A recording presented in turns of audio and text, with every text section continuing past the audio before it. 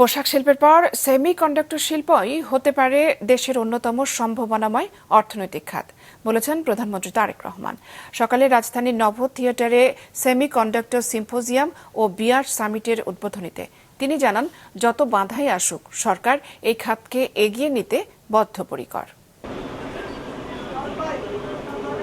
Smartphone থেকে শুরু করে গাড়ি, এসি কিংবা বিভিন্ন ইলেকট্রনিক ডিভাইস, মোটামুটি সব ক্ষেত্রেই অপরিহার্য উপাদান হয়ে উঠেছে সেমিকন্ডাক্টর বা মাইক্রোচিপ, যার ফলে বিশ্বব্যাপী দ্রুত বিস্তৃত হচ্ছে এই শিল্প। বৈশ্বিক সেই প্রযুক্তির জাগরণ তৈরি হয়েছে দেশে উল্কা সেমি, নিউরাল সেমিকন্ডাক্টর সহ দেশি বিদেশি অন্তত 20টি কোম্পানি কাজ করছে সেমিকন্ডাক্টর শিল্প নিয়ে। এছাড়া প্রবাসে এই শিল্পের সুনামের সাথে কাজ করছে বাংলাদেশিরা। তবে রাজধানীতে দুদিনব্যাপী সেমিকন্ডাক্টর সামিটের উদ্বোধনী অনুষ্ঠানে উদ্যোক্তারা বলেন, এই শিল্পের অগ্রগতির ক্ষেত্রে সবচেয়ে বড় বাধা শিল্পের সাথে শিক্ষার সংযোগ, আছে করের বাধা।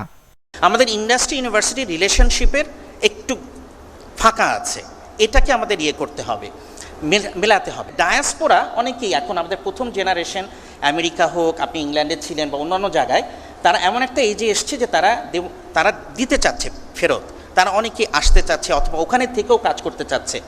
তাদেরকে একটা প্ল্যাটফর্ম দিতে হবে, এই প্ল্যাটফর্মটা এখন অভাব আছে। অনুষ্ঠানে সরকারের পক্ষ থেকে বলা হয়, এই খাতের সম্প্রসারণের জন্য সরকার চলতি বাজেটে ভ্যাট ট্যাক্স মওকুফ করেছে। সামনের দিনে এই খাতের উপর আরোপিত 1% আয়করও মওকুফের চিন্তা করছে সরকার।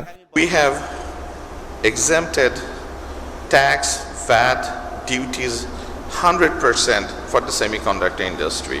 Yes, there is 1% income tax, but I promise that I will follow up with the finance minister, with the NBR chairman, do everything we can to help and support the industry to grow. That's our commitment to you. দুদিনের এই summit উদ্বোধন ঘোষণা করে সরকার প্রধান বলেন, পোশাকের পরে semiconductor শিল্পই হতে পারে দেশের সবচেয়ে বড় সম্ভাবনাময় রপ্তানি খাত। তাই এই খাতকে এগিয়ে নিতে সরকার বদ্ধপরিকর। পোশাক শিল্পের পরে সেমিকন্ডাক্টর শিল্পই হতে পারে বাংলাদেশের জন্য আরেকটি সম্ভাবনায় অর্থনৈতিক গন্তব্য।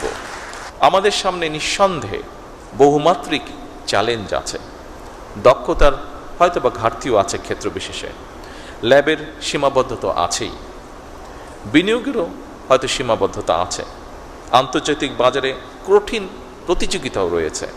তবে সকল সীমাবদ্ধতাকে অতিক্রম করে এগিয়ে যাওয়ার অদম্য ইচ্ছাই কিন্তু আমাদের রয়েছে। তথ্য বলছে, বর্তমানে বৈশ্বিক সেমিকন্ডাক্টর শিল্পের আকার $800 বিলিয়ন, যেখানে বাংলাদেশের আয় মাত্র 1 থেকে 1.5 কোটি। 2030 সাল নাগাদ এ খাত থেকে $1 বিলিয়ন আয়ের লক্ষ্য আছে সরকারের। রাহেন শোভন, মাছরাঙ্গা সংবাদ, ঢাকা।